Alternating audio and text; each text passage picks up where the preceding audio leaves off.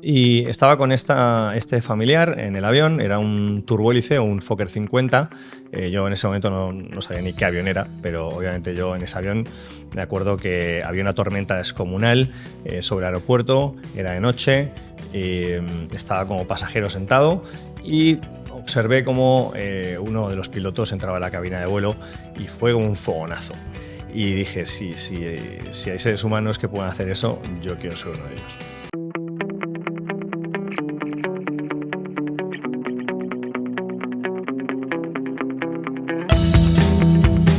Bienvenidos todos una vez más a este canal Un Piloto Cualquiera, donde entrevistamos y podemos conversar con comandantes de diferentes experiencias que nos comentan sus desafíos y aventuras y de los cuales podemos aprender. Muchas gracias, como siempre, a todos los que nos ven, a todos los que nos siguen, especialmente los que comparten. Te pido por favor que nos apoyes, compartas, nos des like, comentes. Por supuesto queremos saber la opinión. También envíanos qué piensas de este canal, si crees que es de utilidad o si quieres que cubramos algún otro piloto también. Hemos recibido y quiero dar las gracias a los pilotos que nos están contactando para poder ya sea compartirnos sus experiencias aquí en el estudio o también recomendando a otros compañeros para poder tenerles aquí. Queremos decir que ahí en el link, en la descripción, tienen una dirección de correo electrónico por si quieran enviarnos pues diferentes solicitudes o enviarnos contactos para poder traer aquí a algunos otros comandantes. También comentarte que tu apoyo es vital para nosotros. Quiero y junto con el resto del equipo que me apoya, tenemos varios proyectos a futuro para el cual tu apoyo es fundamental y estamos también analizando y técnicamente la posibilidad de empezar a hacer capítulos a distancia. Reconozco y personalmente creo que tener a los invitados personalmente conmigo es bastante mejor. Sin embargo, también no podemos obviar que la distancia a veces puede ser una dificultad que necesitamos poder solventar, en este caso con ayuda técnica de la edición a distancia, la grabación y edición a distancia. Es algo que próximamente podremos ver quizá en este canal. Y bueno, sin más preámbulo, en el día de hoy tenemos a un comandante con una experiencia, pese a su juventud, muy elevada. Estamos abriendo un poquito el tipo de perfiles de pilotos. Queremos saber de todos ellos. En esta ocasión tenemos a un piloto que actualmente está volando como comandante de 777 en una de las compañías más importantes del mundo, en Qatar Airways. Él tiene una experiencia en varios continentes previa. Es un capitán muy joven. Con nosotros en el día de hoy el comandante Carlos Fortea Díaz. Carlos, bienvenido. Muchas gracias, encantado de estar aquí con vosotros y un placer que queráis contar con mi versión de lo que es mi experiencia. Y bueno, como siempre hemos intentado replicar un poco no sé llamarlo el morado catarí o de Qatar Airways. Se ha hecho el intento, sabemos que es un color muy particular para que te puedas sentir en casa. Así es, color burgundy que se llama, ¿no? Burgundy, exactamente. Bueno, Carlos, cuéntanos, siempre nos gusta empezar por el principio, ¿no? ¿De dónde eres y cómo fue tu primera conexión con la aviación?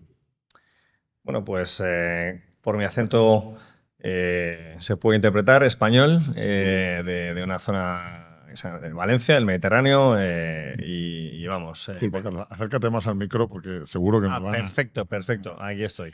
Pues nada, mi primera conexión con la aviación, yo creo que es inolvidable porque yo creo que con todos los pilotos que he tenido la oportunidad de charlar, todos creo que tenemos bastante claro cuándo ha sido, ¿no? Y la mía, me acuerdo que hace muchos años ya, yo ahora mismo tengo 42 años, con mis 15 años hice un camino que es muy famoso en España, que se llama el Camino de Santiago. Quizás lo que nos escucha mucha gente lo ha hecho, y creo que mi entrevistador también me puede decir que tiene experiencia en ello. Y es un camino muy bonito. Yo lo hice con una amistad familiar, y una vez alcancé el final de ese camino, me acuerdo que una de las recompensas que te daban o lo que uno obtenía al finalizar el camino era un billete de avión de vuelta a casa. Si justificabas, obviamente, que habías hecho el Camino de Santiago por un fin religioso o, bueno, en definitiva, un sello que al final podías una agencia de viajes, te daban tu billete de avión, volvías a casa. Y estaba con este familiar en el avión, era un turbohélice, un Fokker 50. Yo en ese momento no sabía ni qué avión era, pero obviamente yo en ese avión me acuerdo que había una tormenta descomunal sobre el aeropuerto, era de noche, estaba como pasajero sentado y observé cómo uno de los pilotos entraba a la cabina de vuelo y fue como un fogonazo. O sea, lo vi acceder por esa puerta en la que vi relojes, indicaciones, y dije, ¿eso qué es? O sea, eso es un misterio que yo quiero pues descubrir. Y dije, si hay seres humanos que puedan hacer eso, yo quiero ser uno de ellos. Allá muy joven ¿no? Ahí te atrapó la vocación. Nosotros siempre hablamos de que al final la vocación uno cree que elige la profesión y yo no creo que sea así. Yo creo que en esta ocasión, en esta profesión, como en otras, la profesión te elige a ti. Yo así lo noté. Es que fue como una llamada diciéndome, bueno, aquí estoy. Te llama la atención, ahora mismo ven y pruébame, ¿no? A ver si eres capaz. y, bueno, ya había tenido otros fogonazos. Mi familia, por parte de mi padre, pues bueno, tiene unos terrenos en la zona de Valencia, en Naranjos, y yo me acuerdo de los veranos, me querían como enseñar lo que costaba trabajar y obtener resultados, y me acuerdo porque, bueno, pues era un joven que no, como cualquier joven que se está ubicando, ¿no? Y me acuerdo que en esos veranos de trabajar en esos campos de naranjos en los que yo observaba el cielo, veía los aviones y entonces decía, ostras, eso como tiene que ser, ¿no? O sea, si yo estoy aquí haciendo este trabajo, el que hay ahí arriba, ¿cómo será? Entonces ya, bueno, hubo muchas señales en las que esta profesión me invitaba a descubrir qué había ahí dentro, ¿no? Y estamos hablando de 15 años. ¿Con qué edad empezaste a estudiar y dónde, no? Porque ya me estás describiendo y la forma en la que me estás hablando, obviamente, estabas destinado para esta profesión, con ese entusiasmo que me estás transmitiendo y que me puedo imaginar perfectamente ese campo de naranjos, ¿no? Y me llegan otras anécdotas propias y de terceros, ¿no? Muy relacionadas. Pero, ¿cuándo empezaste a estudiar entonces y cómo ya fue canalizando ese deseo, esa vocación ya en algo más concreto? Pues lo recuerdo muy bien porque fue como un bombazo en la familia, porque nadie en nuestro árbol genealógico se había dedicado a la aviación anteriormente, y cuando se acercaban mis pruebas de acceso a la universidad, mis padres, obviamente, como creo que muchos padres, ¿no? Están ansiosos o esperan, ¿no? Cuando que su hijo se pronuncie acerca de cuáles son sus intenciones, ¿no? De cara al futuro. Y me acuerdo un día mis padres estaban en el salón de casa y les dije, oye, mira, pues lo que quiero hacer es ser piloto. Y mis padres me dijeron, bueno, pero tú sabes cómo seguir con todo ese protocolo, porque nosotros no tenemos ni la más remota idea. Pero bueno, cuando lo averigües, el único requisito que nosotros te exigimos es que hagas tus pruebas de acceso a la universidad. Y a partir de allí decides si quieres hacer una carrera universitaria o quieres directamente ya entrar en la industria aeronáutica, empezando lo que es lo que se suele llamar el Frozen TPL, ¿no? Entonces yo sí que creo que cumplí el requisito familiar, que fue mi prueba de acceso a la universidad, y no quise perder más tiempo, que no quiero decir que es perder el tiempo, obviamente, y además creo que si tuviese que animar a alguien a empezar en esta apasionante carrera, no me importaría aconsejarle nutrirse de más degrees o formaciones, ¿no? Me parece que todo ladrillo hace pared, ¿no? Por decirlo de alguna manera. Pero en mi caso, preguntándome por cómo fue mi proceso, yo una vez hice las pruebas de acceso a la universidad, con mis 18 años, me fui a una escuela de aeronáutica internacional que estaba en la ciudad donde yo nací, Valencia. ¿Cómo se llamaba la escuela? Se llamaba IRMED. Funcionó con, pues no sé si fueron como con 45 promociones de pilotos, que ya después incluso he ido coincidiendo con ellos. A medida que he ido moviéndome por compañías aéreas, ha sido incluso divertido, ¿no? Espérate un momento, ¿tú estudiaste en AirMed? Pues sí, oye, ¿y de qué promoción eras? Y yo, pues mira, yo era 34 Bravo, porque estaba la Alfa y la Bravo. La Alfa era la que hacía el curso en inglés y la Bravo era la que lo desarrollábamos en español. Entonces, bueno, ahí empecé mi Frozen ATPL, que básicamente duró pues al final como unos 3 años. Ese fue mi inicio básico, ¿no? El Frozen ATPL en Valencia, una escuela llamada AirMed, volando mis Cessnas 152, Cessna 172. La escuela después cambió la flota de aviación en general por Piper Arrows, 28s, por el multi-engine se hacía en la PA-34. Y ahí fue mi inicio. Ahí fue el inicio, ¿no? Para los que nos escuchan, el comandante habla del Frozen ATPL, es el teórico de la licencia de transporte, de piloto de transporte de línea aérea. Básicamente, aunque luego hay integrados, cursos integrados, y hay diferentes vías para conseguir esa licencia de transporte de línea aérea, o ATP, por sus siglas ATP, por sus siglas en inglés, o ATPL, por sus siglas ATPL, por sus siglas en español, o PTLA, podemos llamarlo de múltiples, pero piloto de transporte de línea aérea. El comandante habla de ese Frozen ATP, es cuando uno tiene la licencia de comercial y adicionalmente tiene el teórico de transporte, pero no tienes la experiencia para hacer el práctico de la licencia ATP. Digamos que con esa licencia te da derecho a ser primer oficial de una línea aérea. Sin embargo, todavía no te da derecho, pues no tienes la experiencia y la prueba final para ser capitán. Aunque bueno, evidentemente con 20, 21 años, pues es lo normal que todos los primeros oficiales más o menos pues tienen, ¿no? Así es. Entonces terminas ese Frozen ATPL, o ese teórico de transporte, licencia comercial, teórico de transporte, y ¿hacia dónde se encaminan tus pasos, Carlos?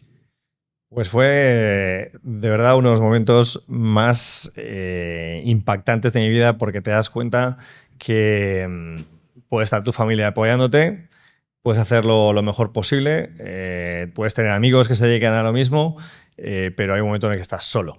Entonces tienes que tomar decisiones que en ese momento mi familia me miraba, yo me miraba a mí mismo y no sabía ni por dónde empezar.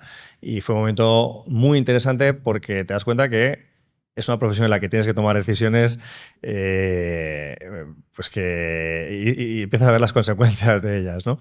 Y la incógnita que viene detrás de cada decisión, ¿no? Entonces, en ese momento me acuerdo que observaba, ¿no?, a compañeros que estaban ya, algunos bien relacionados en la aviación, tenían su posibilidad de acceder más rápidamente a algunas aerolíneas, otros que no teníamos la opción de absolutamente nada más que esperar a pues unas convocatorias oficiales. Había compañías aéreas que llevaban mucho tiempo en España sin convocar a pilotos, y yo obviamente con la experiencia que tenía sabía que no tenía ninguna posibilidad ni de aplicar a esas aerolíneas con mi experiencia rasa, ¿no? Entonces en ese momento había una opción muy interesante que a día de hoy no sé si la gente la sigue tanto, pero en ese momento era muy interesante porque yo me he formado en un momento de la profesión en la que muchos pilotos avanzaban por etapas, como pues aviación general, hacer arrastre de cartel, después a lo mejor volar tus turbohélices, jets regionales, narrow bodies, wide bodies. En ese momento yo vi una opción que me pareció muy interesante, que era optar a ser piloto militar, piloto de complemento. O sea, el Ejército del Aire en España ofrecía esas plazas. Lo que pasa es que cada año las plazas que se ofrecían eran menos y menos, y cada vez más gente se formaba en España como piloto y era mucho más complicado acceder por fórmula básica, ¿no? O sea, menos oferta. Entonces, bueno, me presenté 3 años. Solamente para dar un poquito de información a los que nos escuchan, el piloto de complemento es una figura que ya no, creo que ya no sé, creo que ya no existe en el Ejército del Aire Español. Durante varios años, el Ejército del Aire complementaba sus rangos de piloto. No para aviones de combate, pero complementaba para ciertos tipos de aviones a pilotos que ya tenían su licencia civil y que, digamos, complementaban los rangos o las promociones de la Academia General del Aire, que era, digamos, de donde principalmente se nutría el Ejército del Aire. Se firmaba un contrato temporal con el Ejército del Aire Español. Tú tenías que ir ya como piloto formado y ahí el nombre, ¿no? Complementaban las propias promociones durante un periodo y efectivamente hubo varios compañeros que optaron por esa vía, ¿no? Y entonces, cuéntanos. Bueno, pues me preparé lo que, pues, de la mejor manera que supe para acceder a esas plazas.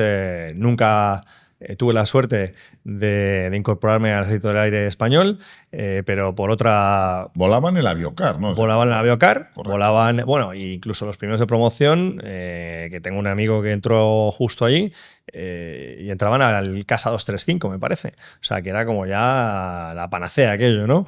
Bueno, sí, era como que es un turbohélice, sí. Que el 235 y el 295. El 295. Creo que es el 235 o el 295. Ya... Creo que hay ambos. Parece que están... podemos verificar, por favor, que nos digan. Alguien vola el 235 o el 295, nos lo digan. Creo que el 235 yo lo he visto en algunas otras fuerzas aéreas. Ya no me acuerdo si era el 295. Por favor, bueno, un saludo y un fuerte abrazo a todos los pilotos de complemento que andan por ahí o que hayan sido. Y por favor, si nos quieren comentar sobre los aviocares y los 235 y los 295, estamos con la duda aquí el comandante y yo. Y entonces... También era un sueño volar el 295 en el Ejército del Aire. O sea, correcto. Y bueno, al final me preparé. Fueron 2 años consecutivos, no tuve suerte y al final, bueno, pues como alternativa dije, oye, pues esto hay que seguir dando cabezazos. O sea, que lo que jamás me hubiese imaginado fue, mientras encontraba esa posibilidad, trabajé unos 6 meses en el departamento de coordinación de vuelos de la compañía de bandera en España, de Iberia, como coordinador. Como coordinador de vuelos fue una experiencia muy interesante. Quizás algunas personas podrían como sentirse avergonzadas, entre comillas, ¿no?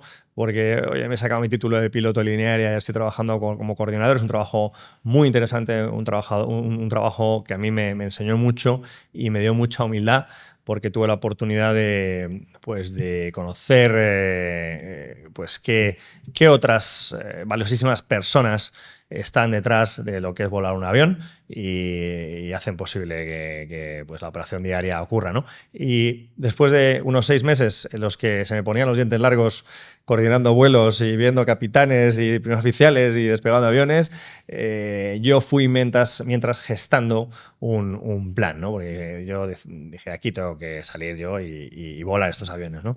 Entonces pasé a volar una compañía muy pequeñita con 5 turbohélices. ¿Qué modelo de avión? Es un avión que se llama el Fairchild Metro 3. El Metroliner. Y antes de que te muevas, comandante, la verdad es que los coordinadores de vuelo, yo tengo buenas palabras para ellos. Inmensa la paciencia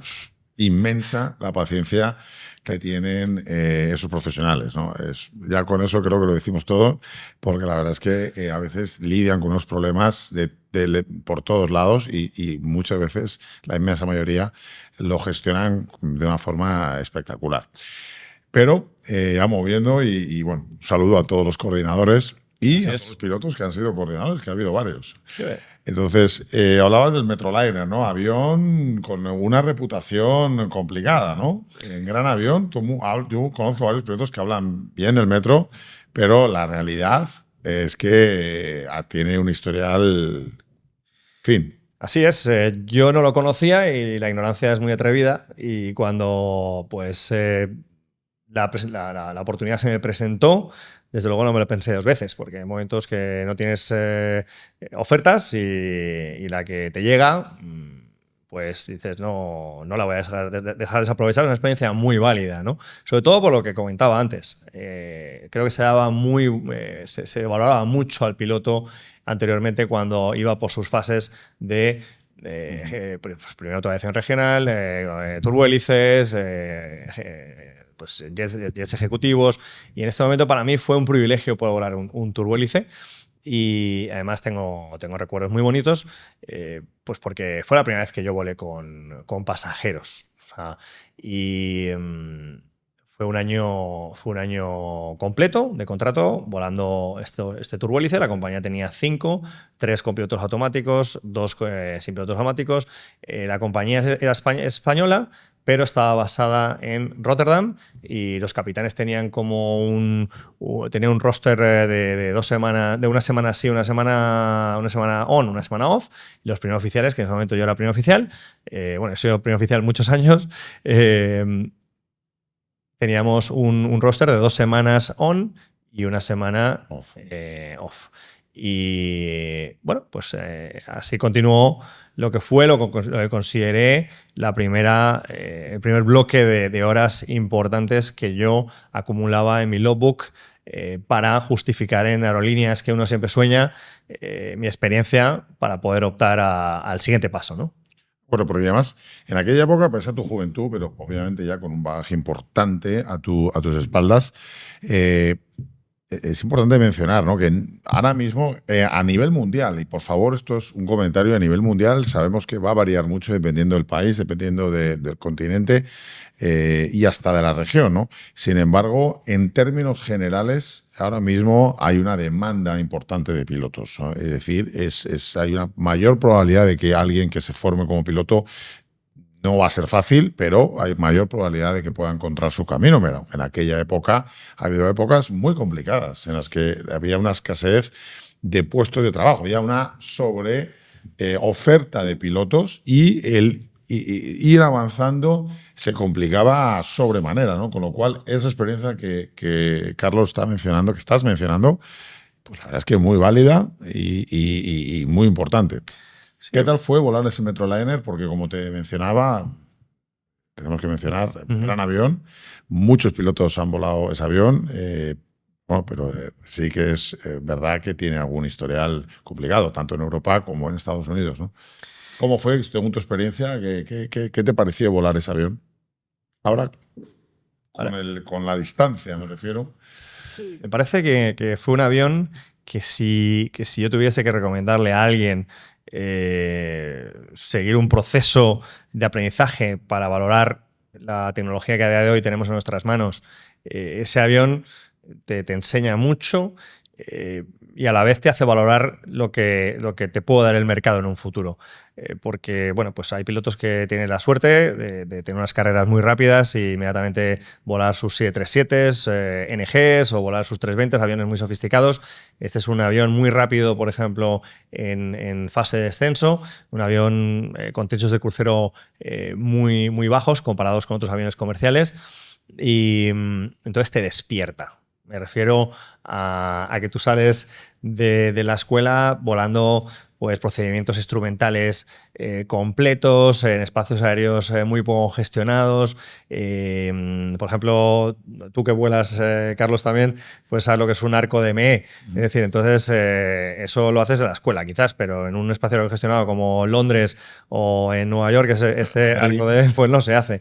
Entonces, en ese avión, yo me acuerdo la primera aproximación que hice a Reino Unido en Coventry, un vuelo carguero entre Timișoara en Rumanía a Coventry con piezas de coches que íbamos en el compartimiento de carga, y el controlador nos dio un vector en la aproximación. Yo estaba perdidísimo. Porque las cosas iban mucho más rápidas de lo que yo estaba acostumbrado a vivir en un avión que vuela mucho más lento. O sea, unas performances de un avión que te da un bofetón, por decirlo entre comillas, ¿no? La velocidad te sorprende, ¿no? La velocidad te sorprende. Con la que ocurren las cosas, ¿no? Sí, porque dices, esto es la aviación real, esta es la aviación comercial, ¿sabes?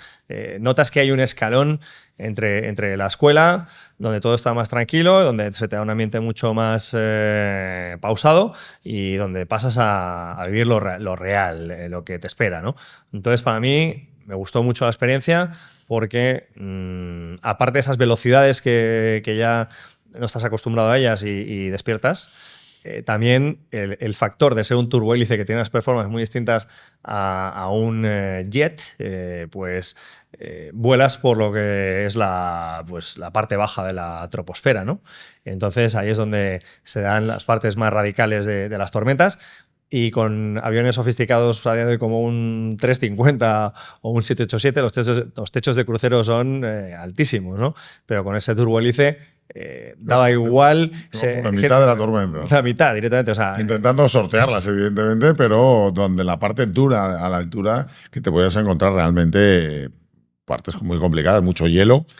Un sistema de botas, ¿no? Me parece. Además, me acuerdo perfectamente porque después había que salir de Reino Unido, había que salir de Coventry, exactamente.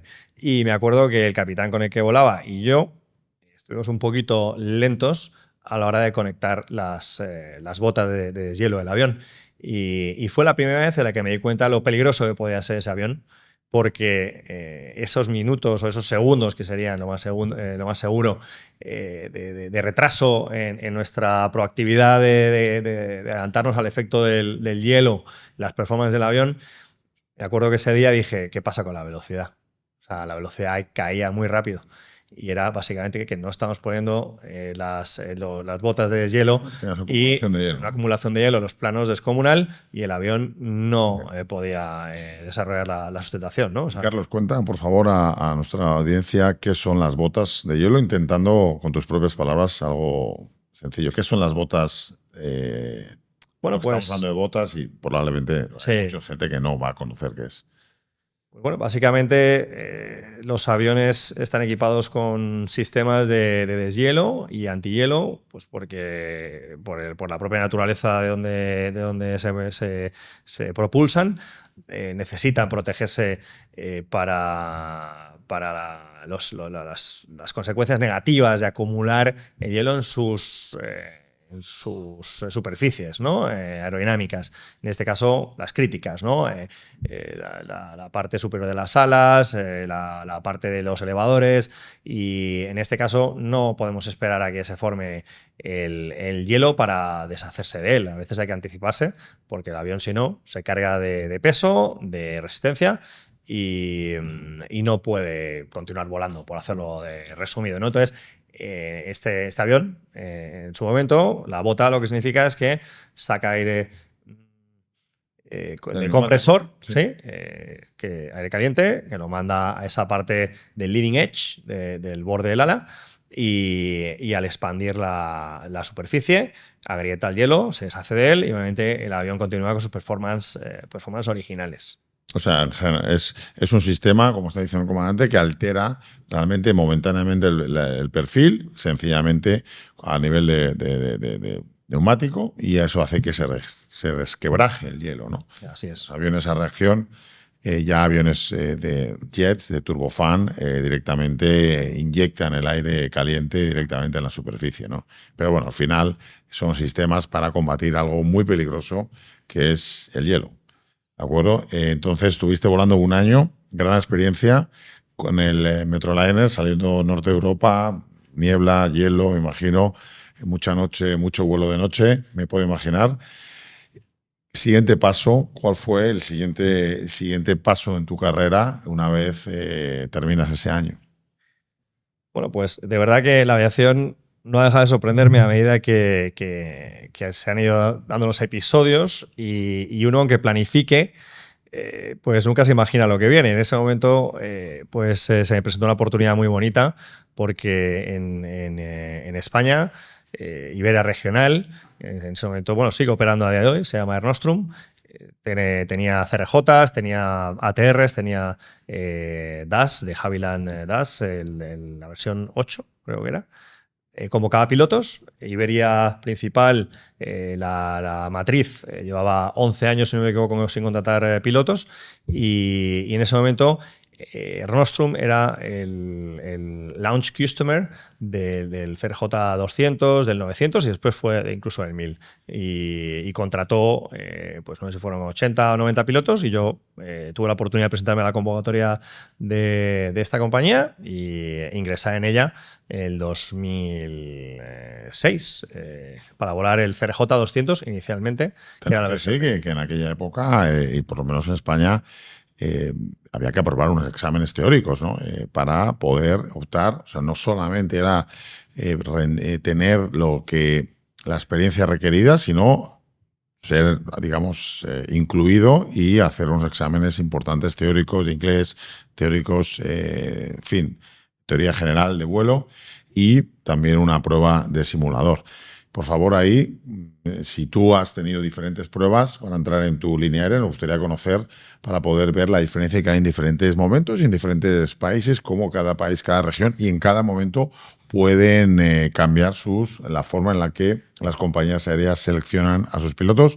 Por favor, ahí si nos dejas en los comentarios, nos va a encantar escucharte. Apruebas en Air Nostrum para posición de primer oficial. De primer oficial, porque en esta compañía nunca han ofrecido la posibilidad de entrar directamente como capitán. Y todavía no tenías, digamos, una experiencia, entiendo, adicional a esa circunstancia, no tenías una experiencia sustancial como para entrar de comandante. ¿Entras en qué avión? Incluso, además, estaba por abajo de la edad mínima legal para ser capitán, que eran 25 años, ¿no? Ya no me acuerdo si era 23 o 25. Creo recordar. Yo tenía 23 años en ese momento. Yo creo recordar, no sé si ha cambiado la legislación, que eran 23 años, pudiera ser 25 años, discúlpame. Sí. Y si tú seguro que lo conoces, lo recuerdas mejor porque te viste en aquella. Sí. Y, así que entras en el CRJ, versión 200, sin autothrottle, me parece. Efectivamente. Y además tengo una historia interesante con ese avión que si quieres te la puedo contar como tú me digas. Sí, por supuesto, el autothrottle, para aquellos que no conocen, es el sistema de control de las potencias de forma automática. Lo que básicamente hace es que el avión te ayuda a mantener una velocidad seleccionada por el piloto, ya sea de forma directa o en la computadora, y el sistema de autothrottle te ayuda a mantener esa velocidad. Recuerden siempre, por favor, como siempre les decimos, que el avión siempre está en control de los pilotos. Todas estas ayudas son sencillamente, valga la redundancia, ayudas tecnológicas que hacen que el piloto pueda enfocarse en competencias más elevadas. Pero adelante con la anécdota, nos encantan las anécdotas. Me pareció, a día de hoy lo cuento y me río, pero en ese momento me dio un poco de vergüenza porque obviamente como cualquier piloto pasa por su fase de instrucción y mientras estaba en la fase de instrucción con el CRJ200, comparado con la versión 900 y la 1000, los thrust levers, los gases del avión, pues no tenían detents. O sea, es mucho más sencillo y te reduce muchísimo más la carga de trabajo cuando el avión tiene sus detents de pues takeoff, climb, cruise y ya lo selecciona uno, lo deja ahí y ya se despreocupa, ¿no? En este momento yo venía a volar un año entero el Metroliner, que es un avión bastante ruidoso. Y entonces tus umbrales sensoriales se acostumbran al ruido, ¿no? Claro, entonces yo en ese momento empecé a perder un poquito de audición, quizás, vamos a decirlo así. Y cuando estaba volando ese jet tan silencioso y ese silbido que es un placer cuando vuela su primer jet 1, para mí eso era canto celestial, ¿no? Y en un momento un instructor que llevaba los motores, yo los llevaba bastante asimétricos. No una barbaridad, pero sí que es cierto que para el que quiere afinar, obviamente eso no era la definición de simetría, ¿no? Y entonces, un momento el instructor me dijo, oye, Carlos, ¿tú no detectas un ruido un poquito incómodo en este vuelo? Y dije, pues la verdad que todo está fenomenal. No, pues yo de ti miraría un poquito cómo están los motores ajustados, ¿no? Sí. Y de verdad dije, pues sí que es cierto, tiene toda la razón del mundo, y no quiero que suene como una excusa, pero quizás de venir de volar un turbohélice un año entero, pues a lo mejor este silbido del motor para mí no lo he podido apreciar, ¿no? Entonces me di cuenta de la gran diferencia que había de tecnología entre un avión y otro, ¿no? Pero cuando has anunciado lo del autothrottle, me ha venido a la cabeza el CRJ200, porque cuando ya el 900 llegó a la compañía y el 1000 y ya tenía el FADEC, sistema, ¿no? Ahí ya obviamente el que tenía el umbral sensorial como yo en ese momento ya era más sencillo para él porque tenía el élite, ¿no? Y bueno, y la verdad es que primero la verdad me parece muy representativa y también la intervención en este caso del comandante instructor, ¿no? Como de una forma muy elegante y de una forma muy pedagógica te llama la atención, pero para que tú mismo te des cuenta de a lo mejor pequeña área de mejora.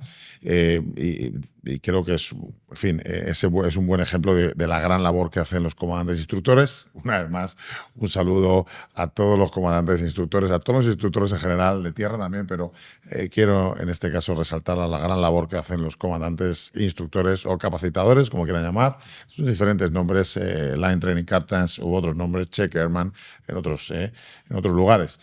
Así que estuviste volando el CRJ 200 base Valencia.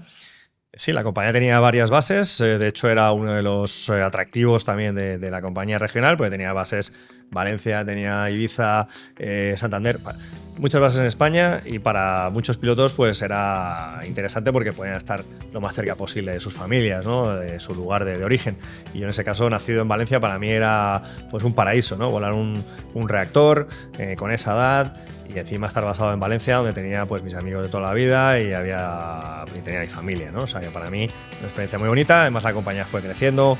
Trajo aviones por acuerdos con Iberia, se le fue autorizando a que trajese aviones más grandes y empezaron con el 900 con 90 plazas, después trajeron el CRJ 1000 y los pesos del avión iban aumentando, y uno como profesional de la aerolínea veía que pues, su experiencia al final para los pilotos, creo que todos queremos al final, o muchos de nosotros nos apetece volar aviones más sofisticados o más pesados, y yo lo que me di cuenta que al final cuanto más pesado fuese el avión, más oportunidades me abría en el mercado ese tonelaje.